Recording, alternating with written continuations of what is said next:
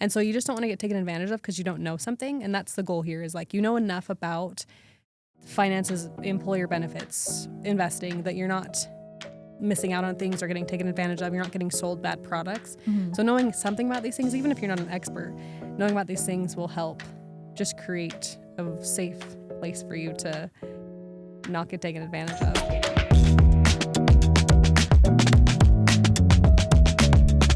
Hi, welcome back to Women in Wealth. I am Alison Frasca. I'm a wealth advisor with Capita Financial Network, and Katie Brinkerhoff is joining me today.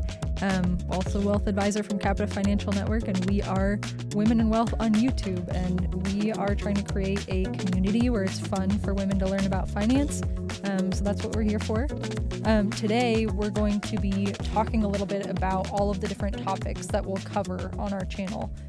Not necessarily exclusive to these topics, but just a broad range of all the different areas of financial planning and investing that we're going to talk about in the future.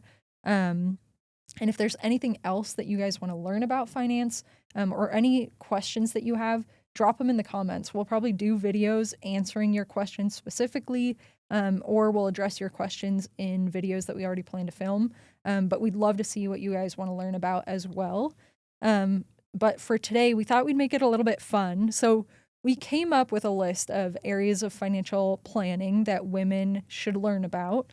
But just to test ourselves and see, because we talk about this all day, every day. We do this in our normal day-to-day job as wealth advisors. So we're going to test ourselves and see, a minute on the clock, how many areas of financial planning that are relevant to women can we write down in 1 minute, and then we'll compare notes and then go through our official curated list, but hopefully we can get all 11. So anyways, okay, we've got our cute little matching notebooks. A minute on the clock. Ready, set, go.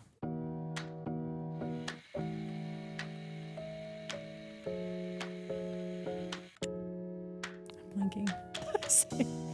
Should I look at the list? Should I cheat?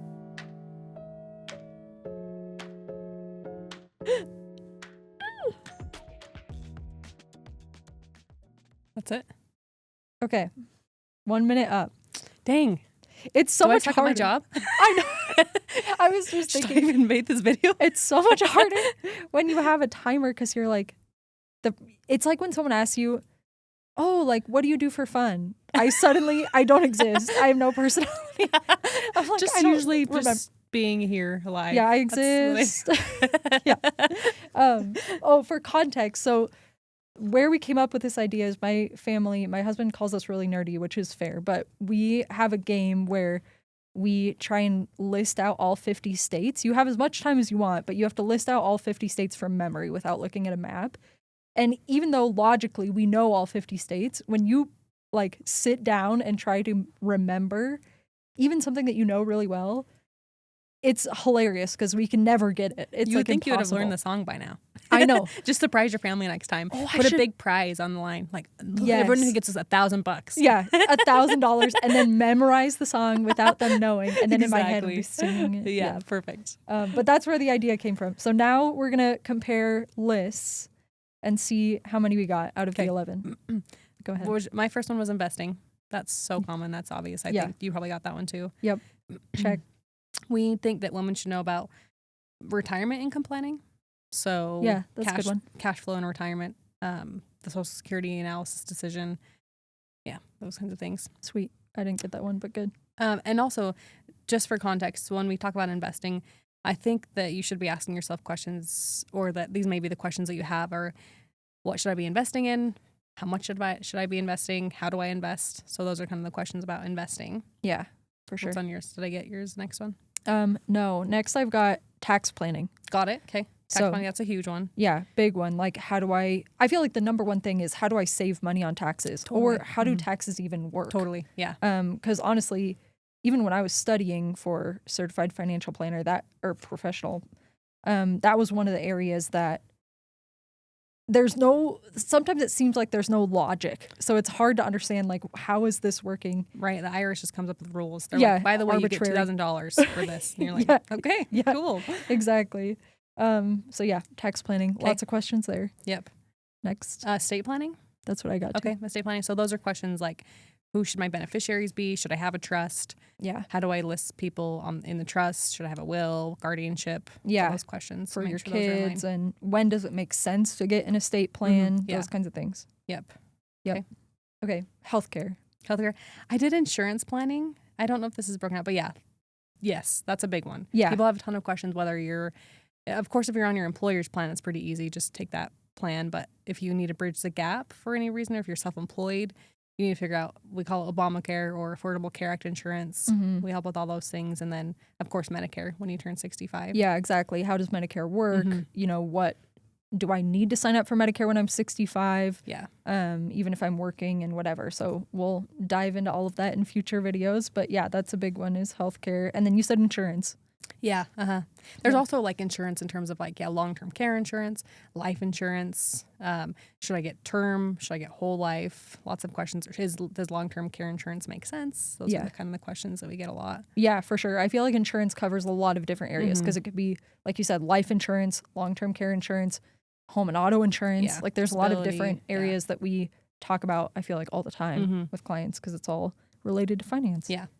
Okay. The last one I got, my paper says Social Secure, because I didn't have enough time to finish the word. It's kind of like the ratio of how much you got is the ratio of how much it will pay out eventually. Like it'll be 72%. You got almost all of it. Yeah, so exactly. It's probably pretty close. Yeah, exactly.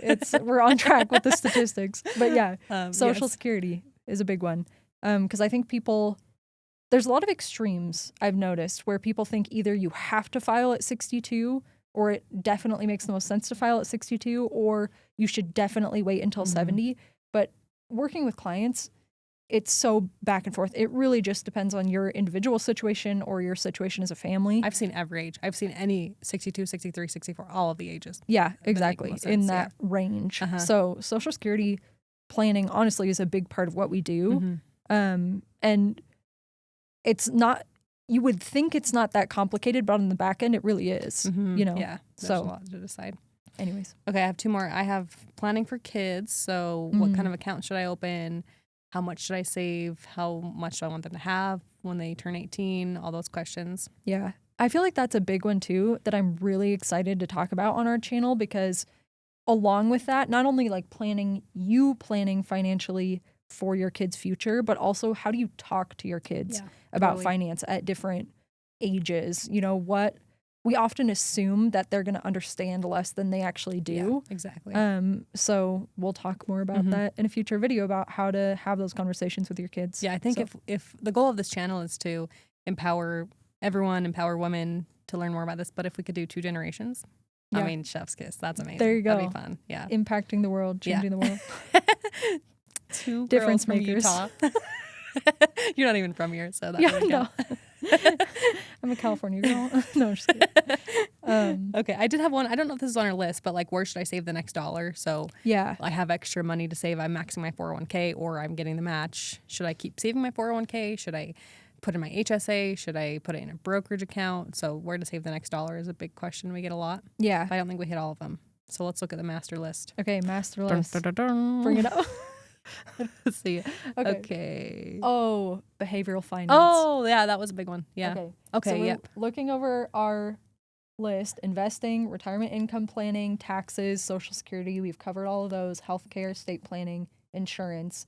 These are big ones, actually, that we didn't get. So I feel like the 3 main ones that we didn't write down is personal finance. So this is a big one. I think especially for women, because like we talked about in previous videos, for women, their worldview comes a lot more from the angle of applying finances to fit into their life. Like, how do I budget? How do I plan financially for my lifestyle that I want, or the the life that I want for my family?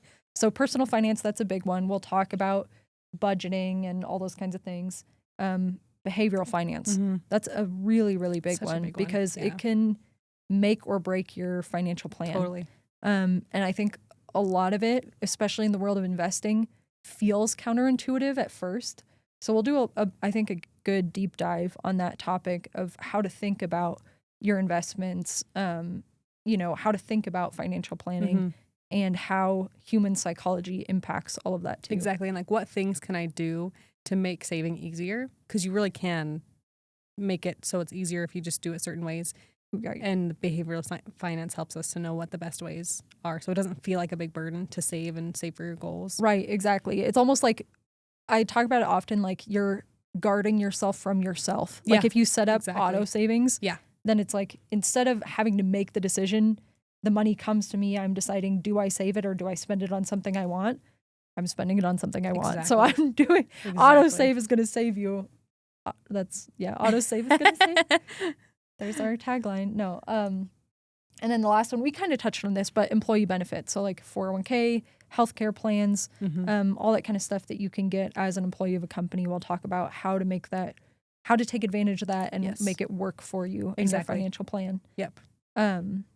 Anything else? Yeah, that was a really comprehensive list. I think that we, if you knew those 11 topics or even something about those 11 topics, then I think the goal, this is kind of a silly story, but we had we took our truck in. We have this old truck. We took it in for something else, and they came back to us, and they're like, okay, it actually needs $800 more worth of work than you thought it did. And I was like, I don't know. Like, I don't know enough about trucks to know if that's legit or not. Yeah. And so you just don't want to get taken advantage of because you don't know something. And that's the goal here is like, you know enough about finances, employer benefits, investing that you're not missing out on things or getting taken advantage of. You're not getting sold bad products.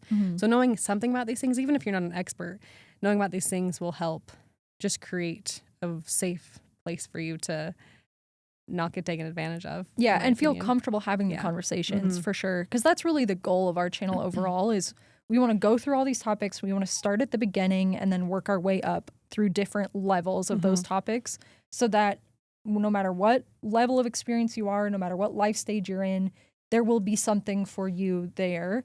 And, you know, it brings women into the conversation so that they can feel comfortable learning about the topic, and we'll just make it fun for everyone, hopefully. But the next video we'll make will be a deep dive into, kind of a shallow dive into investing. We'll talk about the basics of how to the get kiddie started. pool of investing. Which is where we want to start. We want to start with really the basics. We're going to dive into that in the next video. Follow along. If you enjoyed this, like and subscribe. If you want to make a comment on what would be helpful to see next, just let us know. But thanks for joining us.